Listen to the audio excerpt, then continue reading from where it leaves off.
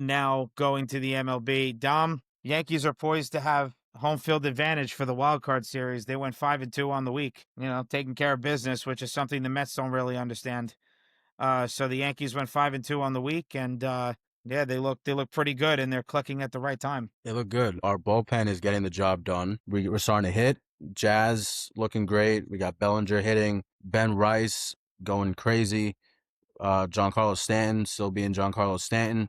Aaron Judge has been red hot the past 2 weeks. This is the perfect time.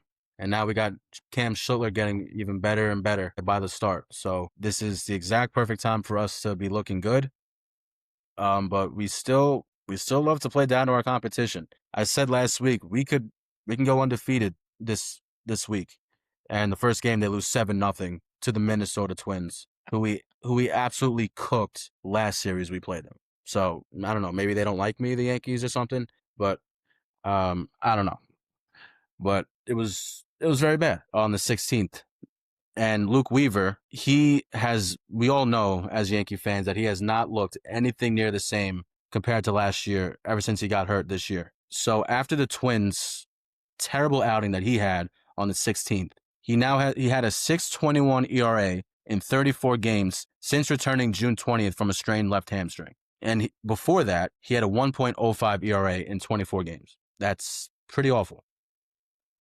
I mean, obviously, it's not just him, though. Like, our relievers throughout most of the year have been really bad. The Yankees relievers, they have a 5.38 ERA since the All-Star break, which is 28th in the league. And they're only ahead of the Twins and the Rockies. I mean, we are getting better in our bullpen as of the past month, but we just got to keep this momentum going. We really do. I don't know what to expect because Cam Schlittler, he's still a rookie. People need to understand that. Aaron Judge, when it comes in the playoffs, we all know that he chokes. Anthony Volpe has been having a bad year. Will he get better in the playoffs? We don't know. Now we have Cody Bellinger on our team. I mean, now we have Paul Goldschmidt.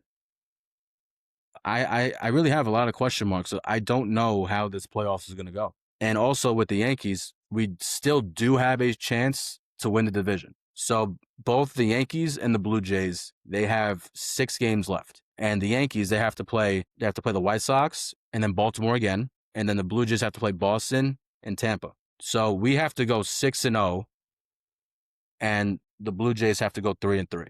We just have to win 3 more games than the Blue Jays. I mean, is it possible? Of course it is, but that's going to be really hard to do with the way the Blue Jays have been playing. And a few other things. Devin Williams, he had a very good start last night. He struck out the side, which I couldn't believe.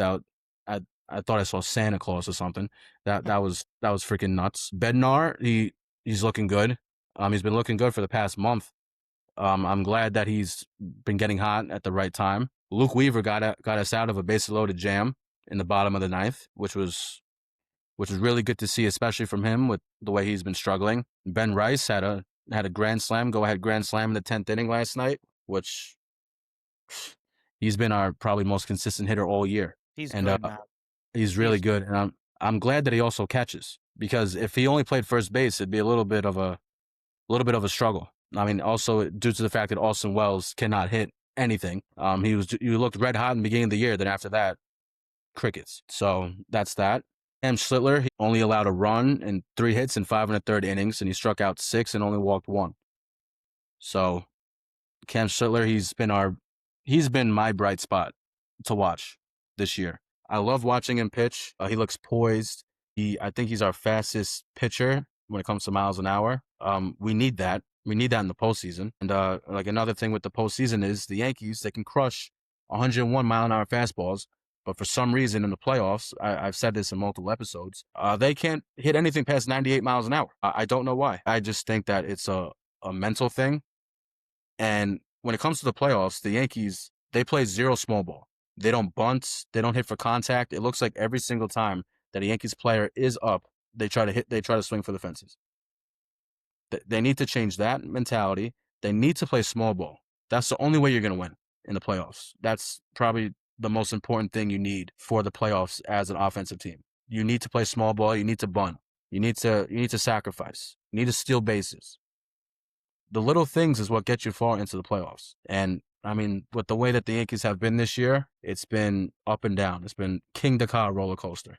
Rest in peace to King Ka. But I don't know. I really can't tell you. I can't tell you what to expect when they reach the playoffs. If it's either the wild card or the divisional round, I can't tell you. Hmm. Yeah, I was just looking at Austin Wells' batting average, 216. What the hell happened? Right? Great, right? I can't even believe that. All Yeah, right. Well, yeah, as you said, good thing Ben Rice can catch. yeah. That's important. Sheesh. Like All right. because like we would have then we would have Paul Goldschmidt at first, and then we need John Carlos Stanton to play DH. Yeah.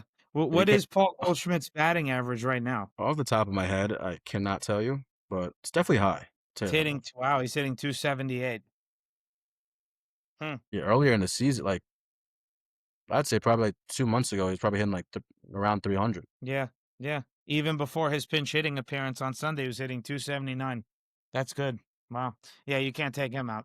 Yeah, good Nope. thing Ben Rice can catch. Yeah. Yeah. Thank- Yeah. That makes Well, yeah, sense. but we'll see how it goes. I mean, it's still possible for us to win a division, but it'll be hard. It is. And 6-0 is tough, Dom. I mean, Yep. I even thought that's why I thought your 7-0 take was pretty bold because that's very hard to do. It doesn't matter who you play. They should sweep the White Sox. We'll see with the Orioles. They obviously didn't, but a 4-game set is tough to sweep. You're going to drop a game here and there. All right, so you're good on the Yankees? Yeah. Just a whole lot of question marks from this team as it's been the whole year. So Mhm. nothing has changed from their part. Even hasn't changed for the past year. Even last year, it's been all question marks. Like I was just so surprised they even made the World Series last year. But Mhm. it seems like the AL is just weak. It's not It's great. just a weak. It's just a Yeah, weak conference. I know. It's not great. All right. Yeah, talking about this god awful team. Mets go 3-3 on the week. I'm not gonna read stats. They took 2 of 3 from the Padres. We thought maybe that was a good momentum shift. Honestly, could have swept them if Peterson remembered how to pitch as an all-star last Wednesday. They lost 2 of 3 to the Nationals, and that's where that really brings me. Folks, you could sell me on whatever you want to sell me. The Mets are not making the playoffs this year. I think they're cooked. From what I saw, even defensively, forget about offensively and timely hitting. I mean, that was a absolutely horrendous and just terrible defensive display of baseball this past weekend. And to lose to a last place team that has 60 something wins, has over 90 losses, it just can't happen. I don't know how much hope you can really have with this team. There's really no other way around it. And I've said this so many times, and I'll say it again. I'll say it 100 times if I need to. This pitching rotation is on David Stearns. David Stearns doesn't want to spend money to now go get good, adequate pitching and constantly want to bring guys in for projects and rely on the pitching lab. Dom said it about Kodai Senga. What could you have really thought his ceiling was going to be? He pitched in one start last year, and it was only for 5-6 innings. And then he pitched in the playoffs 2 innings against the Phillies, and then looked like a guy who makes sense, didn't pitch in the regular season and didn't do well against the Dodgers in the NLCS. Yes, there is blame to go around with the players too. They have to perform. But folks, Dom just said it. Pitching in the playoffs is what gets you far. And he did not set up the rotation for stability. He just didn't. And yes, Minaya, he got hurt before spring training even started. You could have turned around and signed Jose Quintana. That would have been a good, reliable veteran. He did well for you the year before. Frankie Montas, we all knew from the beginning of December that was going to be a terrible signing. Griffin Canning, yeah, he was having a miraculous, first 2.5, 3 months of the season. But he was starting to regress even before he hurt his Achilles, and now you lost him for the year. In that month of June, you lost Kodai Senga, Griffin Canning, Tyler McGill, and Paul Blackburn. Yes, the last 2 names I just said aren't great pitchers, but it's pitching depth that we're talking about here. You lost all that before the month of June even ended. So you had time to look at pitchers to bring in and set yourself up for a pitching trade at the trade deadline. As I've said ad nauseum, Joe Ryan for the Minnesota Twins. I don't care what other teams do at the deadline. You know you need pitching, and yes, you got bullpen help. Now, is it a shame that Ryan Helsley hasn't performed up to the standard that you expected, or at least the standard that he had in St. Louis? Yeah, that sucks. Tyler Rogers, this month has been iffy, but the month of August he did well. And then Gregory Soto did well for the first maybe couple weeks. But then by the end of August, he was starting to fall apart. So yeah, that stinks. I'm not going to put that 100% on David Stearns. But now you're also talking about David Peterson, who's exhausted, and he's just over his innings limit. He pitches tomorrow. Do I expect a win? Why the hell would I? He hasn't done well since the All-Star break. Why would I expect a win? And the Mets are going up against a good Cubs pitching rotation who really have bagged it in, Dom. I mean, they are. I know they can't really. They officially can't win the division. The Brewers clinched it this past weekend, which I Yep. expected, and I don't think they're going to fall out of the first wild card spot. I know the Padres are only 3 games behind them, but I think the Cubs are set at the first wild card spot, and they already clinched the playoffs. So really, they don't have much to play for. They showed it against the Reds, but really, I don't want any fans blaming the Cubs. Blame the Mets. They're the ones who played down to the competition. Don't blame the Cubs. Blame your own team. So that's everything there, right? Relying on these young guys at starting pitching. I mean, I've said it multiple times. I'll say it again. It's not fair to them. Okay, you easily could have called up Sprode and McLean much earlier than the August 16th date. You wanted to save the 2030 year of team control. Wow, congrats. It looks like it may cost you in the end, at the end of the day. So there goes that. I mean, it's unbelievable. Oh, an extra year of team control. If they do well, you just extend them early, for the love of God. I mean, it's not that hard to understand. You wanted to save 20, 30 year of team control. Now it may cost you the playoffs. So what are you going to do? Sit in front of the camera, give me that dumb smirk on your face that you always do in the winter, or what you were even doing when you were in Milwaukee? I don't give a crap. Okay, you should have easily had the last wild card spot locked up, but you didn't have the rotation. And I said this: it only takes a start or two for these young guys to not do well, and now it's costing you playoff positioning. Well, here you go. Here you go. It's here. What did I tell you? Yep. It's here. There it is. I mean, you're talking about such mishap and a bunch of mistakes that you're now going to waste Juan Soto's career high in dingbats at 42, leading the league in walks and on base percentage, and Alonso hit 37 homers and 122 RBIs. Brandon Nimmo has tied his career high in homers at 24. He's only 2 RBIs away from tying his career high of RBIs at 90. Francisco Lindor is 2 dingbats away from having another 30-30 season, 30 homers, 30 stolen bases.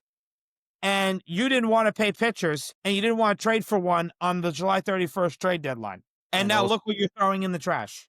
and I Pete mean, Alonso's only on a hey, look, 1-year deal, right? who? Pete Alonso is only on a 1-year deal. Yeah, he's going to opt out. Why wouldn't you? Yeah. I would. Now, I'm going to get to his name again a little bit down the road, but the Mets, I firmly believe, are going to miss the postseason. I mean, even if they make it, they're not really a playoff team. I mean, from what I saw this past weekend, they just don't look like a playoff team. And playoff teams, they show up in the dog days of August and September. And, starting that big series against the Phillies end of August when they swept them, I mean, I even said, even before that series started, I said they weren't going to make the playoffs. Now, yes, when you sweep the Phillies and you come, now only what?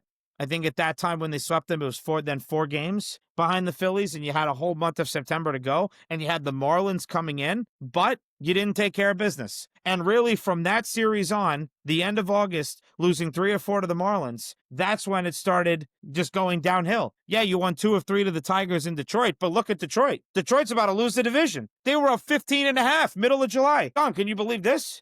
The Guardians have won 10 in a row, and now the Tigers are about to lose the division. So how much do I really care about the Mets winning 2 of 3 at the beginning of September? Not that much. The Nope. Tigers are about to collapse. It's going to be literally, I don't know if it's going to be maybe as worse or worse than the 2007 Mets. I Oh, mean, God. I can't believe what's going on in the AL Central. Especially with Can't believe Scoobo it. being hurt. Dom, I know, but I mean, damn. I mean, yeah. Besides that, yeah, they looked like the hottest team in baseball in the beginning of the year. Yeah, I mean, dude, the first, what? End of March to end of April, end of May, end of June for 3.5 months. It's Yep. crazy.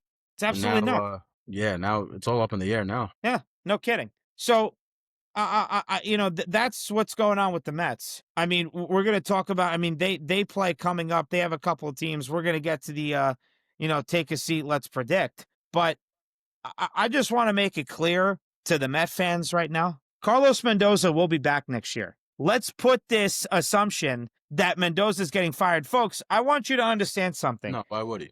Yeah, Right. If the Mets fire Carlos Mendoza after this season, Dom, do you realize that when Terry Collins left after the 2017 season, it's going to be a fourth straight manager that's only managed this team for 2 years? did not know that. Where's the stability? Where is it? It's not there. So you really think David Stearns is going to add that to the list?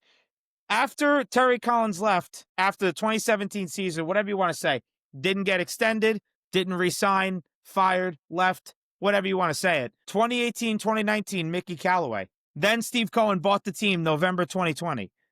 Okay, after the COVID 2020 season, that was Louis Rojas. He let Louis Rojas coach or manage whatever 2021 season. So there's 2 years. He was gone. Then 2022-23 was Buck Showalter. He was gone. So now Mendoza, 2024-25, he's going to be gone too. So as I said before with the filtering out QBs for the Jets, it's the same thing here. You're going to keep filtering out managers every 2 years? I mean, at some point, you got to let the guy go through the 3-year contract. He signed a 3-year contract. You got to let him at least go the full contract and give him the 3rd year. You have to. And You can't go 2 years per manager the rest of the whole franchise, like the rest of the whole time. I mean, the franchise can't do it. They can't do it every 2 years, new manager. I know people are clamoring for Carlos Beltran. I know. I'm aware. But you got to give the guy at least till the end of his contract. It can't be a 2-year and done thing. It's BS. The other thing is, second highest payroll in baseball. I know everyone's screaming about that right now, and for good reason. It's over $300 million. They have now generated a Cohen tax. I mean, for Christ's Lord, there's a Cohen tax now named after the guy in the MLB. But folks, where's the money not going to? The pitching. The money's not going to the pitching. What? They gave Shabaniah 3 years, $75 million. Sanga's got, we broke down his contract, Dom. You remember, I did the screen share weeks ago. He's still got another 2 more years, $15 million each. I mean, 25 per year, 15 per year. It's something. It's not a ton. I mean, do the math. That's only 40 right there out of the 340 of the payroll. It's only 40 million. And then you got Clay Holmes, 3 years, 38. You got these numbers are not astronomical. So you want to keep on bringing in pitchers for projects. Well, great. Looks like you're going to keep on missing the playoffs as expected. I mean, you got to go get a pitcher. Now, if Freddie Peralta becomes a free agent, now he is somewhat controllable with the Brewers. But if he somehow becomes available, if I'm the Mets, I'm signing the guy. I don't want Dylan Cease. I'll tell you that right now. I do not want Dylan Cease. Hell no. Hell no. No. Don't want him. If Freddie Peralta's available, go get him. The problem is, though, Dom, I thought Tarek Skubal was a free agent after this year. He's not. He's got 1 more year of arbitration. He has 1 more year. He's got 1 more year. So really, dude, I don't know if you look at the pitching list. It's not very strong. We looked at it one episode. I remember it wasn't strong at all. But I'm pulling it up again to. We looked at guys like Zach stuff. Gallen, Freddie Peralta, Dylan Cease. Michael King has a mutual option. So they'll have to come to terms on it and see what they're going to do for next year. I mean, Michael King got clobbered by the Mets last Tuesday, and he really hasn't pitched much this year. I think he made, when he versed the Mets last week, I think it was like his 3rd start since May. I mean, he hasn't really pitched. So if I were him, I would try to opt in for next year. So don't expect the Mets to even look for him. I wouldn't. But the list isn't very strong. And Dom, while you're looking at that, the last thing I'll say, these are the 5 names that I would like to see gone, with one of them being an inevitable goner due to contract request when the Mets do not make the playoffs when we talk again this time next week.